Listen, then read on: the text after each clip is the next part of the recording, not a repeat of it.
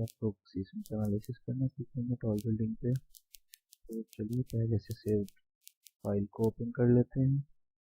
Seismic analysis करने के लिए सबसे पहले इस फाइल को अनलॉक करते हैं। ऐसा डायलॉग बॉक्स ओपन होगा, बोल रहा है कि अनलॉक होते ही आपका एनालिसिस रिजल्ट डिलीट हो जाएगा। चलिए ऐसे करते हैं। सबसे पहले डिफाइन मेन्यू में जाते हैं। डिफाइन मेन्यू में जाने के बाद लोड पैटर्न पर क्लिक करते हैं। लोड का हमें काम नहीं है, इसमें एनालिसिस में विंडोज को डिलीट कर देते हैं।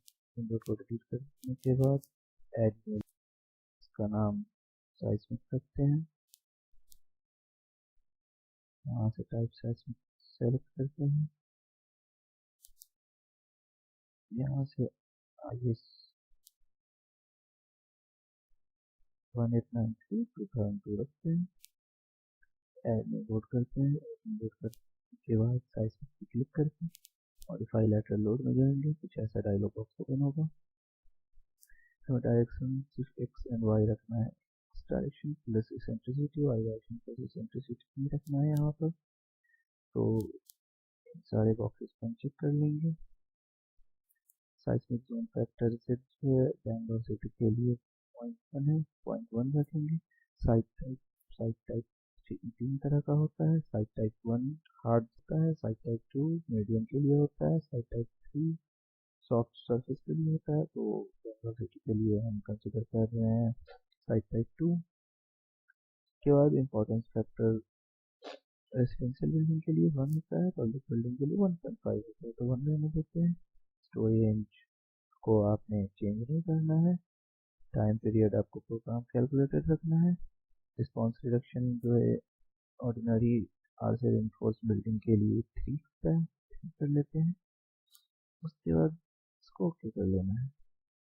फिर यहाँ से ओके कर लेना है। फिर से आपको डिफाइन में जाना है। डिफाइन में जाने के बाद आपको लोड कॉम्बिनेशन में देख लेना है। लोड कॉम्बिनेशन में साइस्मिक लोड लग चुका है। अगर नहीं लगा हो तो एड डिफॉल्ट डिजाइन कॉम्बिनेशन में जाएंगे, कॉन्क्रीट फ्रेम पेज चेक करेंगे, उसके बाद ओके करेंगे। तो यहाँ लग चुका है तो कॉन्क्रीट डिजाइन पेन पे नहीं जाना है आपने। उसके बाद चलिए ओके करते हैं। आपने लोड लगा लिया है। प्रीवियस वीडियो में जैसे हमने सेल्स एंड फ्रेम को सेलेक्ट करके लोड असाइन किया था, साइस्मिक लोड वैसे असाइन नहीं करना है। साइस्मिक लोड ऑटोमेटिक असाइन हो जाएगा। तो चलिए अब हम एनालाइज करते हैं वीडियो को। एनालाइज करने के लिए एनालाइज पे क्लिक करेंगे। एनालाइज पे क्लिक करने के बाद set load test to run करेंगे। यहाँ पे आप देख सकते हैं विंड लोड है नहीं। विंड लोड अगर रहता तो विंड लोड को डॉन रन करते। यहाँ पे सिर्फ लाइव लोड है, डेड लोड है और साइस्मिक लोड है। उसके बाद आप रन नाउ कर सकते हैं। करते ही आपका स्ट्रक्चर एनालाइज होना स्टार्ट हो गया है। यहाँ पे आप देख सकते हैं एनालाइजिंग प्रोसेसिंग हो रहा है। एक बार एनालाइज हो जाएगा उसके बाद हमें रिफ्लेक्टेड सेट मिलेगा।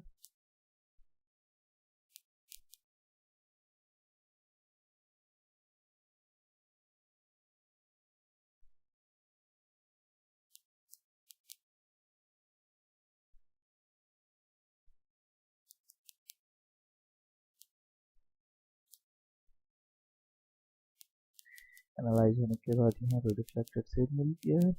रिफ्लेक्टेड सेट पे आप कहीं भी क्लिक करके उसका रिफ्लेक्शन देख सकते हैं।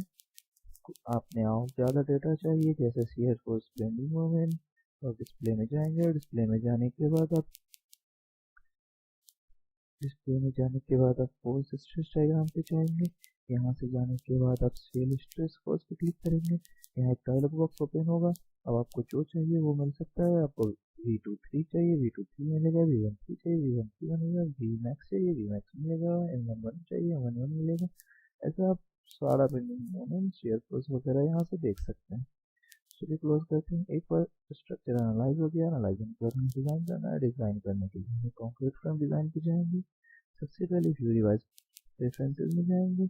यहाँ पे आपको IS 456 सेलेक्ट कर लेना है। यहाँ पे ऑटो पहले से है तो हम यहाँ पे ओके करेंगे। फिर से हम डिज़ाइन में जाएंगे।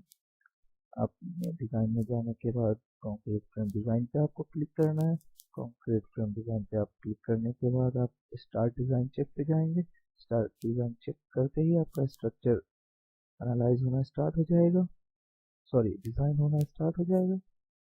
तो डिज़ाइन प्रोसेसिंग हो रखा है, यहाँ आप देख सकते हैं डिज़ाइन हो रहा है स्ट्रक्चर हमारा।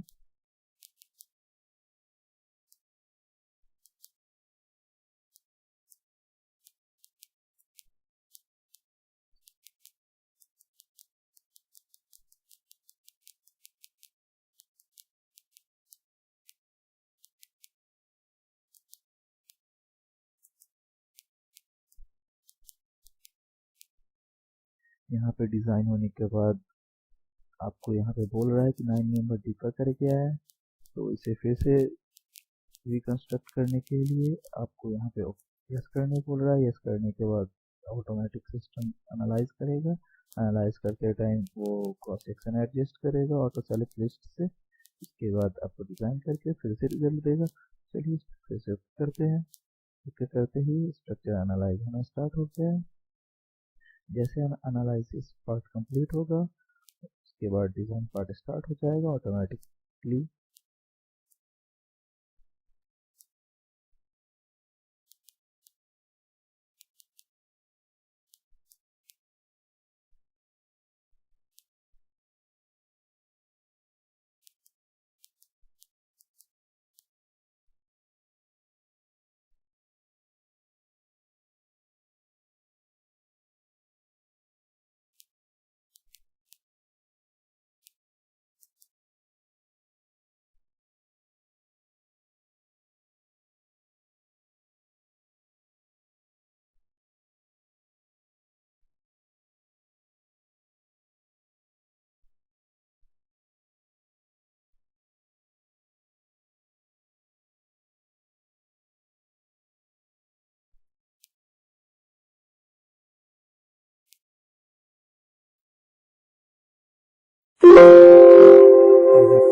का लगभग ओपन हुआ है। ये बोल रहा है कि अभी आपका 7 कॉन्क्रीट फ्रेम नंबर जो है वो अभी भी डिज़ाइन में पास नहीं हुआ है, तो उसे फिर से डिज़ाइन करने के लिए आपको ओके पे क्लिक करना पड़ेगा। तो ओके पे क्लिक करते हैं।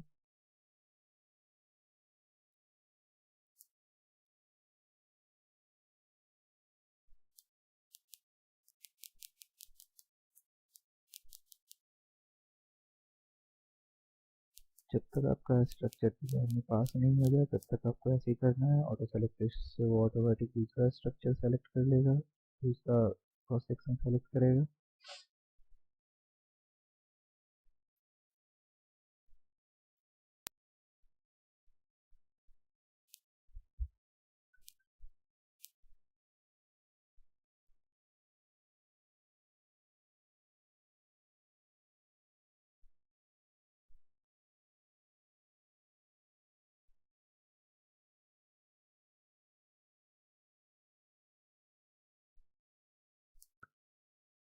एक बार डिज़ाइन पार्ट कंप्लीट होने के बाद यहाँ पे आपको रेनफोर्समेंट डिटेलिंग दे देगा। रेनफोर्समेंट डिटेलिंग को देखने के लिए आपको किसी भी बीम या कॉलम पे क्लिक करके राइट क्लिक करना है। राइट क्लिक करने के बाद यहाँ पे आप देख सकते हैं इसका सारा डिटेल है आपके पास। डिटेल पे क्लिक करेंगे तो पीडीएफ फॉर्म में खुल जाएगा डिटेल आपका। पीडीएफ फॉर्म में डिटेल खुल गया। आप यहाँ से सारा डिटेल देख सकते हैं। Clear cover, shear force building moment, area of longitudinal bar, area of tie bar, सब कुछ आप देख सकते हैं। तो चलिए इसके बाद आप यहाँ से इसका प्रोजेक्ट रिपोर्ट देख सकते हैं। समरी रिपोर्ट आप बना सकते हैं या प्रोजेक्ट रिपोर्ट बना सकते हैं। इस तरह से आपका साइस्मिक analysis on tall building complete होता है। अब हम करेंगे साइस्मिक analysis on tall building with the help of response spectrum method. तो चलिए देखते हैं रिस्पॉन्स स्पेक्ट्रम मेथड से कैसे साइस्मिक एनालिसिस करते हैं। सबसे पहले डिफाइन में जाना है आपको। डिफाइन में जाने से पहले आपको स्ट्रक्चर को अनलॉक कर लेना है। यहाँ पे लॉक पे क्लिक करना है, अनलॉक हो जाएगा। अनलॉक हो गया उसके बाद आपको डिफाइन में जाना है। डिफाइन में जाकर सबसे पहले आपको चेक कर लेना है कि साइस्मिक लोड लग रखा है या नहीं। साइस्मिक लोड लग रखा है। मॉडिफाई लेटरल लोड में जाना है आपने। यहाँ पे सब कुछ देख लेना है आपको कि सब कुछ पहले जैसा है या नहीं। सब कुछ है पहले जैसा। ओके करना है आपको, फिर ओके करना है आपको। अब आपने डिफाइन मेन्यू में जाना है। डिफाइन मेन्यू में जाने के बाद फंक्शन पे क्लिक करना है, रिस्पॉन्स स्पेक्ट्रम पे क्लिक करना है। एक डायलॉग बॉक्स ओपन होगा, यहाँ पे आपको IS 1893-2002 सेलेक्ट कर लेना है। ऐड न्यू फंक्शन पे आपने क्लिक करना है। ऐड न्यू फंक्शन पे क्लिक करते ही एक ऐसा डायलॉग बॉक्स ओपन होगा। फंक्शन का नाम आपको रख लेना है रिस्पॉन्स स्पेक्ट्रम। यहाँ पे आपको साइस्मिक जोन फैक्टर 0.1 कर लेना है। सॉइल टाइप 2 है, हमने पहले ही आपको बताया मॉडरेट या मीडियम सॉइल रहेगा तो टाइप 2 रहेगा। और अब आपको यहाँ पर ओके कर लेना है। ओके करते ही आपका रिस्पॉन्स स्पेक्ट्रम अप्लाई हो चुका है। अब आपको यहाँ पे ओके करना है। अब आपको फिर से डिफाइन में जाना है। डिफाइन में जाने के बाद आपको लोड कॉम्बिनेशन पे क्लिक करना है। लोड कॉम्बिनेशन पे आप देख सकते हैं कि साइस्मिक लोड अप्लाई है पहले से, तो ओके कर लेना है।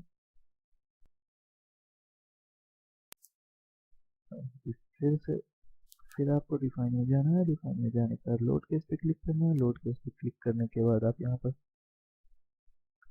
ऐड न्यू केस करेंगे। ऐड न्यू केस में आपको रखना है यहाँ पे रिस्पॉन्स स्पेक्ट्रम।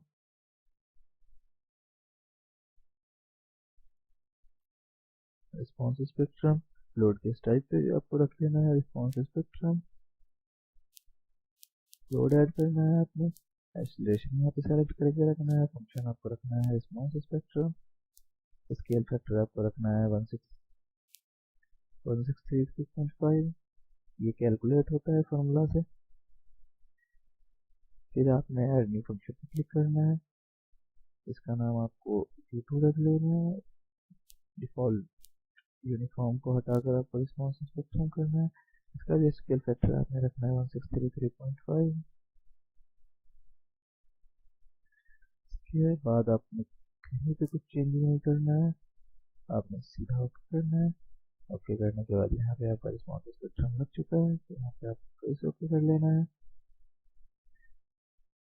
आपने ये याद रखना है कि जैसे प्रीवियस वीडियो में आपने लोड लगाने के लिए स्ट्रक्चर के सेल्स या फ्रेम असाइन किया था, यहाँ पे आपने किसी जगह असाइन नहीं करना है। साइस्मिक लोड ऑटोमेटिक असाइन होता है। अब आपको एनालाइज पार्ट में जाना है। एनालाइज में जाने के बाद सेट लोड के स्टूडेंट करना है। सेट लोड के स्टूडेंट में हमें dead load and live load को रन नहीं करना है यहाँ पर रिस्पॉन्स स्पेक्ट्रम मेथड में, तो डू नॉट रन कर देते हैं। सीवी डू नॉट रन कर देते हैं। अब रन नाउ करते हैं। रन नाउ करते ही हमारा स्ट्रक्चर एनालाइज हमारा स्टार्ट हो जाएगा।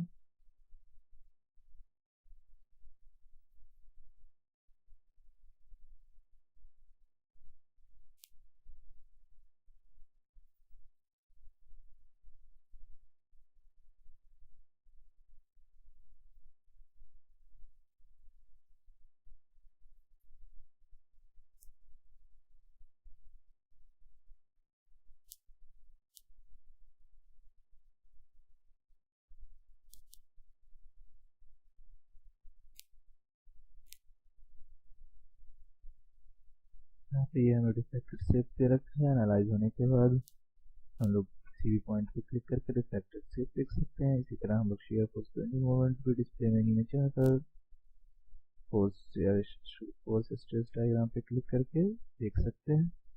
एक बार एनालाइज पार्ट आपका कंप्लीट होता है तो आप फिर डिज़ाइन कर सकते हैं स्ट्रक्चर को। डिज़ाइन पे क्लिक करना है आपको। कॉन्क्रीट फ्रेम डिज़ाइन में जाना है। फ्रेम डिज़ाइन में जाने के बाद स्टार्ट डिज़ाइन चेक करना है।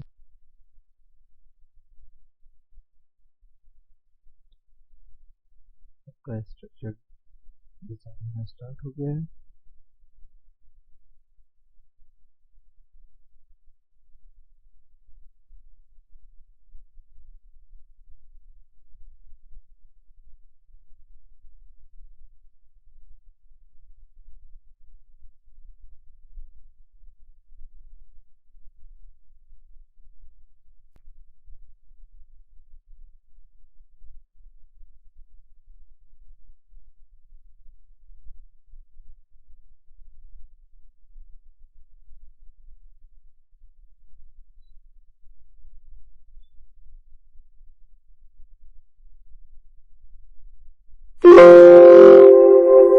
एक बार सिस्टम डिज़ाइन होने के बाद ऐसा डायलॉग बॉक्स ओपन होगा। ये बोल रहा है कि आपका 8 कॉन्क्रीट फ्रेम जो है डीपर कर गया है। इसको फिर से रीडिज़ाइन करने के लिए आपको इसे यहाँ पे ओके करना पड़ेगा। ओके करते ही स्ट्रक्चर सबसे पहले एनालाइज होगा। जो भी 8 मेंबर डीपर है उसे ऑटो सेलेक्ट लिस्ट से वो दूसरा क्रॉस सेक्शन सेलेक्ट करके एनालाइज करेगा। एक बार एनालाइज पार्ट कंप्लीट होगा तो ऑटोमेटिक वो डिज़ाइन करेगा। चलिए ओके करते हैं। एनालाइज होना स्टार्ट हो गया है। आप देख सकते हैं यहाँ पे एक बार एनालाइज पार्ट पूरा कंप्लीट हो जाए तो फिर वो डिज़ाइन करना स्टार्ट कर देगा ऑटोमेटिकली।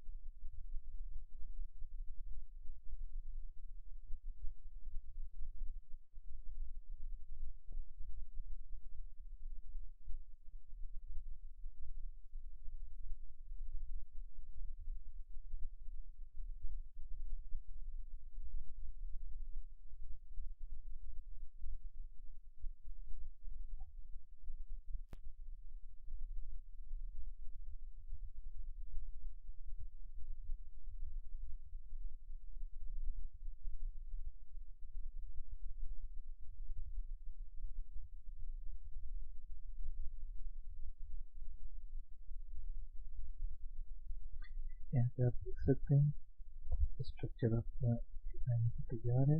यहाँ पे लॉन्गिट्यूडनल बार का डिटेलिंग वगैरह दे रखे हैं। आप यहाँ पे किसी भी कॉलम या किसी भी बीम पे जाकर राइट क्लिक करेंगे तो उसका सारा डिटेल आपके सामने होगा। डिटेल पे आप क्लिक करके देख सकते हैं। पीडीएफ फॉर्म में आपको खुलेगा डिटेल। तो इस तरह से आपने साइस्मिक एनालिसिस रिस्पॉन्स स्पेक्ट्रम मेथड से कंप्लीट कर लिया है। यहाँ पे आप इसका समरी रिपोर्ट और प्रोजेक्ट रिपोर्ट दोनों बना सकते हैं। तो आपका साइस्मिक analysis on the basis of response spectrum method complete होता है। यहाँ पर आप time history analysis on tall building on the basis of time history method से करेंगे। तो चलिए टाइम हिस्ट्री मेथड से साइस्मिक एनालिसिस करने के लिए पड़ेगा। चलिए आपको सबसे पहले अनलॉक करना पड़ेगा। तो अनलॉक करने के लिए यहाँ पे बोल रहा है कि आप जैसे ही अनलॉक किए सारा एनालिसिस रिजल्ट लेट हो जाएगा। तो हम ओके करते हैं। तो डिफाइन में जाते हैं। डिफाइन में जाने के बाद हम लोड पैटर्न पे क्लिक करते हैं। लोड पैटर्न पे क्लिक करने के बाद यहाँ पे साइस्मिक पे जाएंगे। साइस्मिक पे जाने के बाद मॉडिफाई लैटरल लोड पे क्लिक करेंगे। मॉडिफाई लैटरल लोड में वाई डायरेक्शन को हम लोग हटा लेते हैं। उसके बाद यहाँ पे ओके कर लेंगे। यहाँ पे ओके कर लेंगे। हमें फिर से डिफाइन में जाना है। डिफाइन में जाने के बाद हमें फंक्शन पे क्लिक करना है। फंक्शन पे क्लिक करने के बाद हमें टाइम हिस्ट्री पे क्लिक करना है। टाइम हिस्ट्री पे क्लिक करके ही कुछ ऐसा डायलॉग बॉक्स ओपन होगा। यहाँ पे साइन नहीं रखना है हमें। यहाँ हमें फ्रॉम फाइल एक हमारे पास टाइम हिस्ट्री डेटा डाउनलोडेड है पहले से। आप चाहे तो उसे गूगल से डाउनलोड कर सकते हैं। ऐड न्यू फंक्शन पे क्लिक करना है। फंक्शन नेम रखते हैं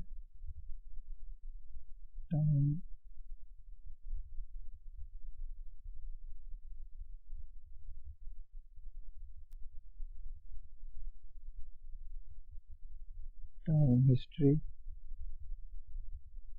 टाइम हिस्ट्री रखते हैं।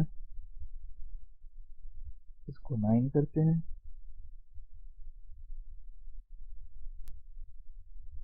इसको 1 करते हैं। इसको फिक्स्ड फॉर्मेट पे क्लिक करते हैं। यहाँ से ब्राउज करके डेटा डाल लेते हैं।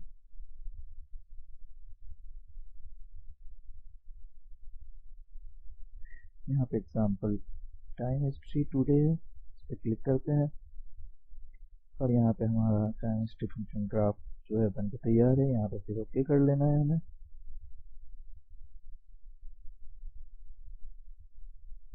ओके करने के बाद यहाँ पे भी ओके कर लेना है। अब हमें फिर से जाना है डिफाइन में। डिफाइन में जाने के बाद हमें लोड केस पे क्लिक करना है। लोड केस पे क्लिक करने के बाद यहाँ पे आपको रिस्पॉन्स स्पेक्ट्रम की ज़रूरत नहीं है, क्योंकि यहाँ पे आप टाइम हिस्ट्री मेथड से सीस्मिक एनालिसिस कर रहे हैं। तो रिस्पॉन्स स्पेक्ट्रम को डिलीट कर देते हैं। फिर यहाँ पे ऐड न्यू केस में जाते हैं। ऐड न्यू केस में जाने के बाद कुछ ऐसा डायलॉग बॉक्स ओपन होगा, इसका नाम टाइम हिस्ट्री रख लेते हैं। लोड केस टाइप को टाइम हिस्ट्री कर लेते हैं। यहाँ पे एक ही लोड ऐड करेंगे। लोड पैटर्न में यहाँ पे एक्सेलरेशन डालेंगे, एक्सेलरेशन U1 रहेगा। डिफॉल्ट यूनिफॉर्म को यहाँ पे एग्जाम्पल टाइम हिस्ट्री डेटा कर लेंगे। स्केल फैक्टर जो है 1633.5 रहेगा अपना।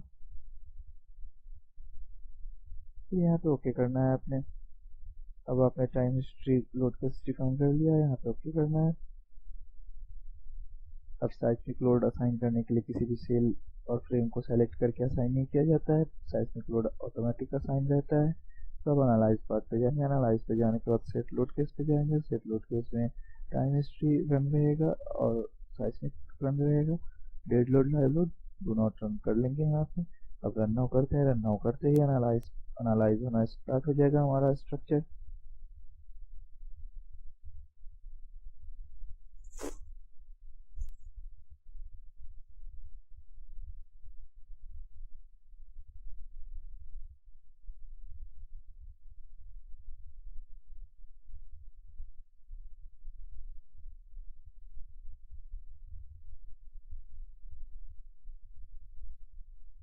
स्ट्रक्चर एनालाइज हो रखा है। यहाँ पे आपको ट्रिपॉन शेप दे रखा है।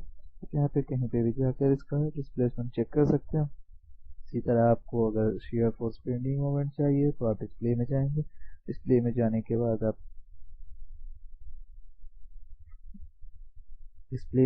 बाद आप फोर्स स्ट्रेस डायग्राम पे जाएंगे। फोर्स स्ट्रेस डायग्राम पे जाने के बाद आप शेयर स्ट्रेस फोर्सेस पे जाएंगे। यहाँ पे एक डायलॉग बॉक्स ओपन होगा। वहाँ से आपको जिस डायरेक्शन में शेयर फोर्स, जिस डायरेक्शन में बेंडिंग मोमेंट चाहिए उस पर क्लिक करके अप्लाई कर देंगे। आपको शेयर फोर्स, बेंडिंग मोमेंट सारा कुछ मिल जाएगा। तो चलिए, एक बार सिस्टम हमारा एनालाइज हो चुका है। एनालाइज होने के बाद हमें डिज़ाइन पे जाना है। डिज़ाइन पे जाने के बाद हम कंक्रीट फ्रेम डिज़ाइन पे क्लिक करेंगे। कंक्रीट फ्रेम डिज़ाइन के बाद हमें स्टार्ट डिज़ाइन चेक पे क्लिक करना है। स्टार्ट डिज़ाइन चेक पे क्लिक करने के बाद हमारा स्ट्रक्चर डिज़ाइन होना स्टार्ट हो गया है।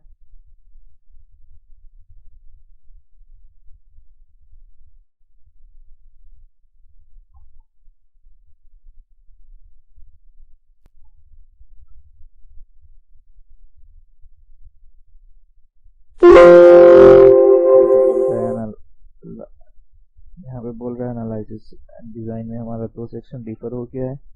तो हमें फिर से इसे एनालाइज एंड डिज़ाइन करना है। फिर से एनालाइज एंड डिज़ाइन करने के लिए यहाँ पे ओके क्लिक करेंगे। ओके क्लिक करते ही वो ऑटो सेलेक्ट लिस्ट से दूसरा क्रॉस सेक्शन सेलेक्ट करेगा, फिर एनालाइज करेगा, उसके बाद फिर डिज़ाइन करेगा। चलिए ओके क्लिक करते हैं।